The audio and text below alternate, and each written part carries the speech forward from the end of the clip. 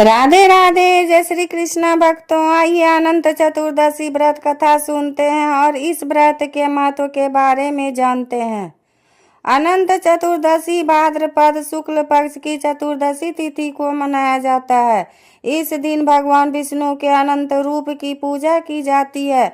अनंत चतुर्दशी व्रत करने से सुख, समृद्धि, शांति और अनंत कृपा की प्राप्ति होती है। इसी दिन गणपति बप्पा की मूर्ति का विसर्जन किया जाता है। अनंत चतुर्दशी व्रत कथा। एक बार महाराज युधिष्ठिर ने राजसूय यज्ञ किया और यज्ञ मंडप का निर्माण बहुत ही सुंदर और अद्भुत रूप से किया गया। उस मंडप में जल की जगह स्थल तो स्थल की जगह जल की भ्रांति होती थी। इससे दुर्योधन एक स्थल को देखकर जल कुंड में जा गिरे। द्रौपदी ने यह देखकर उनका उपहास किया और कहा कि अंधे की संतान भी अंधी होती है। इस कटु वचन से दुर्योधन बहुत आहत हुए और इस अपमान का बदला लेने के लिए उसने युधिष्ठिर को जुआ खेलने के लिए बुलाया और जुए में जीतकर पांडवों को 12 वर्ष वनवास दे दिया। वन में रहते उन्हें अनेक कष्टों को सहना पड़ा। एक दिन वन में भगवान कृष्ण युधिष्ठिर से मिलने आए। युधिष्ठिर ने उन्हें सब हाल बताया और इस विपदा से निकलने का मार्ग भी पूछा। इस पर भगवान कृष्ण ने उन्हें अनंत चतुर्दशी का व्रत करने को कहा और कहा कि इसे करने से खोया हुआ राज्य भी मिल जाएगा।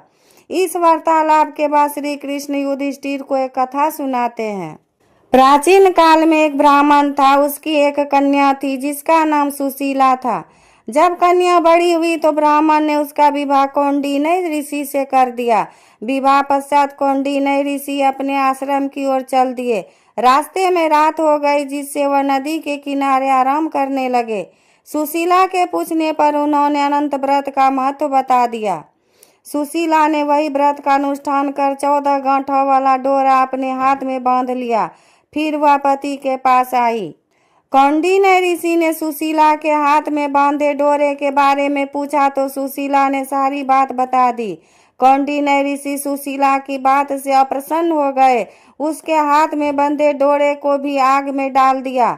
इससे अनंत भगवान का अपमान हुआ, जिसके परिणाम स्वरूप कौंडिन्य ऋषि की सारी संपत्ति नष्ट हो गई।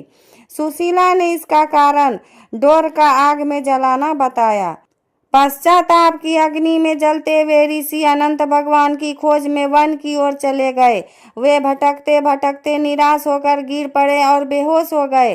भगवान अनंत ने उन्हें दर्शन देते हुए कहा कि मेरे अपमान के कारण ही तुम्हारी यह दुर्दशा हुई है और विपदा आई है, लेकिन तुम्हारे पश्चाताप से मैं तुमसे अब प्रसन्न हूँ। अपने आश्रम में जाओ और 14 वर्षों तक विधि विधान से मेरा यह व्रत करो।